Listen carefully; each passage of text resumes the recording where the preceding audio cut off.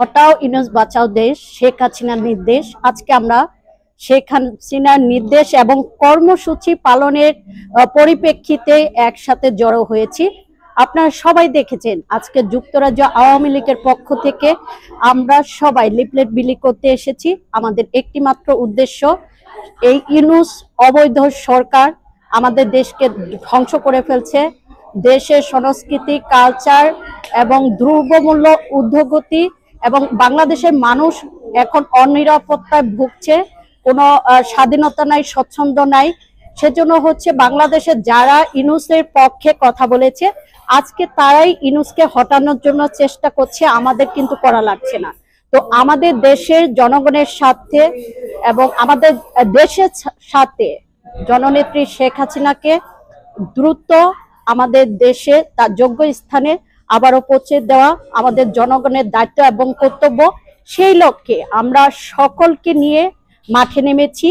আগামী 16ই ফেব্রুয়ারি আলতাবালি পার্কে আমরা একটি সমাবেশের আয়োজন করেছি। সেই সমাবেশে আমাদের প্রবাসী বাংলাদেশি যারা রয়েছে তাদের সকলকে আমন্ত্রণ জানানোর জন্য আজকে আমরা মাঠে, এবং আমাদের সোনার বাংলাকে, আমাদের বঙ্গবন্ধুর বাংলাদেশকে, আমাদের জননেত্রী শেখ হাসিনার বাংলাদেশকে আবারও তার যোগ্য স্থানে আমরা ফিরিয়ে নিয়ে যাব এবং আমাদের সোনার বাংলাদেশকে আবারও আমরা শেখ হাসিনার নেতৃত্বে আবারও সুন্দর করে গড়ে তুলব। আপনারা দেখেছেন যারা জননেত্রী শেখ হাসিনার দেয়া বাড়ি, বিভিন্ন ভাতা সবকিছু আজকে বন্ধ করে দিয়েছে।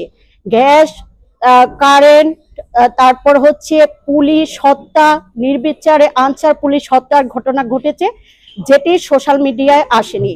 এমন অনেক ঘটনা প্রতিদিন ঘটছে। আজকে মিডিয়া কর্মীরা জিম্মি হয়ে আছে, তারা চাইলে তাদের মতো করে অনেক কিছু প্রচার করতে পারে না। বাংলাদেশের মানুষের কোনো নিরাপত্তা নাই, প্রতিটি মানুষ হচ্ছে নিরাপত্তাহীনতায় ভুগছে। তো আমাদের আহ্বান থাকবে, যত বাঙালি রয়েছেন আপনারা সবাই এই প্রবাসে যারা রয়েছেন, ইউকেতে যারা রয়েছেন, 16ই ফেব্রুয়ারি আলতাবালি পার্কে দুপুর 2টায় চলে আসবেন। আমরা আমাদের সোনার বাংলাদেশকে ঐক্যবদ্ধভাবে আবারও শক্ত হাতে গড়ে তুলব। ধন্যবাদ। জয় বাংলা, জয় বঙ্গবন্ধু।